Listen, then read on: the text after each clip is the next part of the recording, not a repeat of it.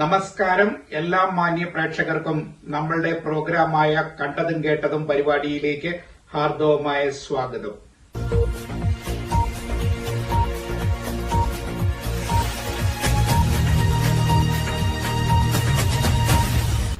ഞാൻ നിങ്ങളുടെ സ്വന്തം സോണിച്ചൻ 40-ാംകുളമാണ്.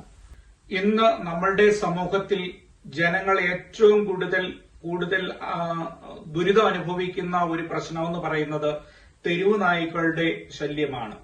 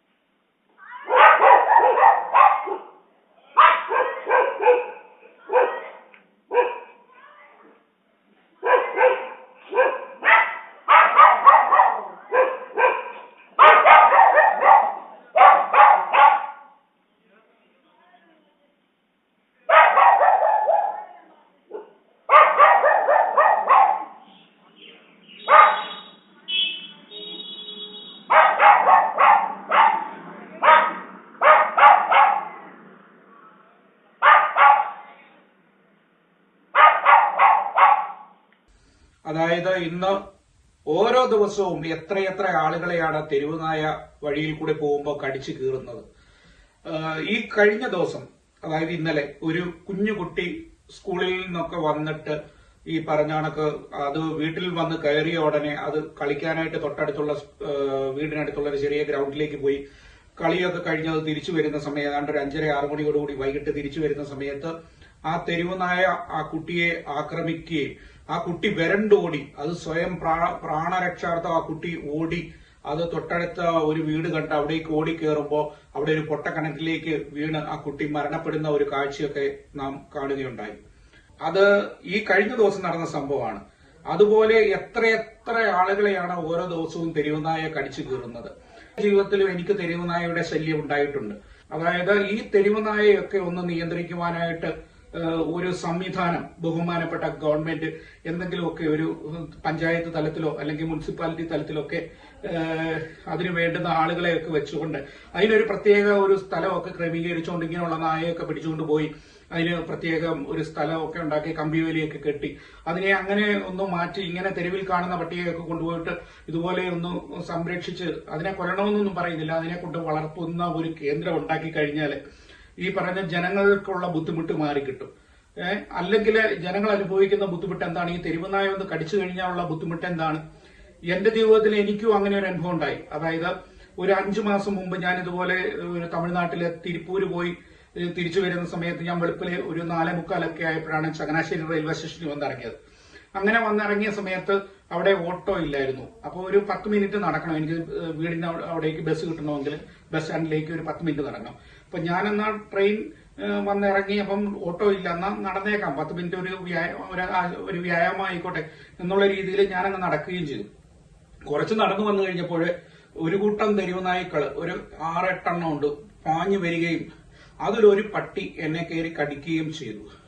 അപ്പോ എന്റെ കട്ടിയുള്ള ഒരു വലിയ ജീൻസാണ്, ആ ജീൻസാണ് അത് കടിച്ചു കീറിയത്. ഇത് കണ്ടോ, ഇത് കട്ടിയുള്ള ജീൻസാണ്, കണ്ടില്ലേ, നല്ല കട്ടിയുള്ള ജീൻസാണ്. ആ ജീൻസാണ് കടിച്ചതാ ഈ പരുവാക്കി വെച്ചിരിക്കുന്നത് തെരുവ് നായ. കണ്ടോ, വ്യക്തമാകുന്നുണ്ടെന്ന് വിചാരിക്കുന്നു. ഇത് ഇത്രയും കട്ടിയുള്ള തുണി ആയതുകൊണ്ടാണ്. അതേസമയം നൈസായിരുന്നെങ്കിൽ മാംസം അത് കടിച്ച് പറിച്ചെടുത്തേനെ. ഏതായാലും ഒരു പട്ടി എന്നെ കടിച്ചുള്ളൂ. ബാക്കി ഞാൻ ബഹളം വെച്ചപ്പോൾ പട്ടിയിൽ പുറകോട്ടം മാറി. പിന്നെ ആളുകൾ പെട്ടെന്ന് സൗണ്ട് കേട്ട് ഓടി വന്നു, പട്ടിയെല്ലാം ഓടിച്ചു വിട്ടു. ഞാൻ പറഞ്ഞതെന്നു വെച്ചാൽ ഇതുപോലെ എത്രയെത്ര പേരാണ് പട്ടി കടിച്ച് ആശുപത്രിയിൽ വരുന്നത്. അന്ന് രാവിലെ ഞാൻ ഈ പറഞ്ഞ കണക്ക് ആശുപത്രിയിൽ എത്തുകയും, ചങ്ങനാശ്ശേരി ഗവൺമെന്റ് ആശുപത്രിയിൽ എത്തുകയും ആദ്യത്തെ ഇഞ്ചക്ഷൻ അവിടെ എടുക്കുകയും ചെയ്തു. അപ്പോ നമ്മുടെ ഈ മുറിവിന് ചുറ്റും ഒരു 6 ഇഞ്ചക്ഷൻ കണ്ടൊക്കെ ഉണ്ട്, പിന്നെ ടെസ്റ്റും കാര്യങ്ങളും ഒക്കെ. അപ്പം ഈ പറഞ്ഞ ആ ഒരു വല്ലാത്തൊരു നീറ്റിലാണ് ആ പറഞ്ഞ മുറിവിന് ചുറ്റും എടുക്കുന്ന ആ ഇഞ്ചക്ഷൻ എന്ന് പറയുന്നത്. വല്ലാത്തൊരു അസഹനീയമായ ഒരു നീറ്റിലോ എന്തൊക്കെയാണ്. അപ്പൊ അത് മാത്രമല്ല, ആ ഒരു ദിവസം കൊണ്ട് ഇഞ്ചക്ഷൻ തീർന്നെങ്കിൽ കുഴപ്പമില്ല. 5 കോഴ്സാണ്, 5 കോഴ്സ്, അതായത് 1 മാസം നീണ്ടു നിൽക്കും. അത് അടുപ്പിച്ച് 5 ദിവസം ആണെങ്കിലും കുഴപ്പമില്ല.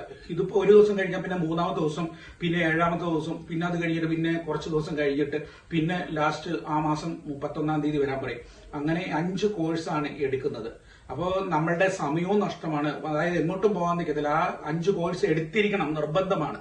കാരണം അത് 2 കോഴ്സോ 3 കോഴ്സോ 4 കോഴ്സോ കൊണ്ട് നിർത്താൻ പാടില്ല. 5 കോഴ്സ് നിർബന്ധമായിട്ട് എടുക്കണം. അത് ഒരിക്കലും ഉപേക്ഷ വിചാരിക്കരുത്. പട്ടി കടിക്കുന്ന ആൾക്കാരൊക്കെ ഉണ്ടെങ്കിൽ അത് പ്രത്യേകം ശ്രദ്ധിക്കുക. ഓർക്കണം, ഞാൻ രാവിലെ 4:45 ഈ പട്ടിയുടെ കടിച്ച് അവിടെ ചെന്നു, ആശുപത്രിയിൽ ചെന്ന് ഞാൻ ഈ പറഞ്ഞ കണക്ക് ചെല്ലുന്ന സമയത്ത് ഇതിന്റെ എനിക്ക് പുറകെ ഓരോരുത്തരും വന്നുകൊണ്ടിരിക്കുക. ഏതാണ്ട് അന്ന് തന്നെ ഏതാണ്ട് ഈ 5-നും ഈ 6:30-ക്കും ഇടയ്ക്ക് ഏതാണ്ട് ഒരു 7-8 പേരെങ്കിലും അന്ന് തന്നെ പട്ടി കടിച്ചിട്ട് ആ ചങ്ങനാശ്ശേരി ഗവൺമെന്റ് ആശുപത്രിയിൽ വന്നു. അത് ഏറ്റവും വലിയ സങ്കടം എന്ന് പറയുന്നത്, ഒരമ്മച്ചിയുടെ കാലിലെ മാംസം മുഴുവൻ കടിച്ച് പറിച്ച് അത് മുഴുവനായിട്ട് ആ പ്രദേശം മുഴുവൻ ആ തൊലി ദശയെല്ലാം എടുത്ത് വലിയ ഒരു സങ്കടകരമാണ്. എനിക്കോ വേറൊരാൾക്കും മാത്രമേ എനിക്ക് ചങ്ങനാശ്ശേരിയിൽ അന്ന് ഇഞ്ചക്ഷനും കാര്യങ്ങളും ഒക്കെ തന്നുള്ളൂ. മറ്റുള്ള ബാക്കിയുള്ള ആൾക്കാരെ മുഴുവൻ കോട്ടയം മെഡിക്കൽ കോളേജിലേക്ക് പറഞ്ഞു വിടുകയാണ് ചെയ്തത്. കാരണം അവർക്കൊക്കെ കുറച്ചുകൂടെ സീരിയസും കാര്യങ്ങളൊക്കെയാണ്. എന്താണെന്നറിയില്ല. പിന്നെ ഡോക്ടർ പറഞ്ഞു കോട്ടയം മെഡിക്കൽ കോളേജിലേക്ക് നിങ്ങൾ പൊക്കോളാൻ പറഞ്ഞു. ഞാൻ പറഞ്ഞ ഈ അമ്മച്ചി ഉൾപ്പെടെ അവരെ എല്ലാം കോട്ടയം മെഡിക്കൽ കോളേജിലേക്ക് പറഞ്ഞു വിട്ടു. എന്തോ എന്റെ ഭാഗ്യം കൊണ്ട് എനിക്ക് അവിടെ തന്നെ ഇഞ്ചക്ഷനും കാര്യങ്ങളും ഒക്കെ കിട്ടി. ആ ഡോക്ടർ നന്നായിട്ടൊക്കെ കെയർ ചെയ്യുകയൊക്കെ ചെയ്തു. ഞാൻ പ്രത്യേകം താങ്ക്സ് അതിന് പറയുകയാണ്. കാരണം ഗവൺമെന്റ് ആശുപത്രിയിലൊക്കെ നല്ല ട്രീറ്റ്മെന്റും കാര്യങ്ങളും ഒക്കെ കിട്ടും. അപ്പൊ ഞാൻ പറയുന്നത് ഗവൺമെന്റ് ആശുപത്രിയിൽ തന്നെ പോയാൽ മതി. അതാകുമ്പോൾ നമ്മുടെ സർക്കാരിന്റെ സ്ഥാപനമാണ്. അപ്പോൾ അവിടെ പോയാൽ നല്ല ട്രീറ്റ്മെന്റ്. ഇന്നിപ്പം ഗവൺമെന്റ് ആശുപത്രിയിലൊക്കെ നല്ല സർവീസാണ്, നല്ല സേവനമൊക്കെയാണ്.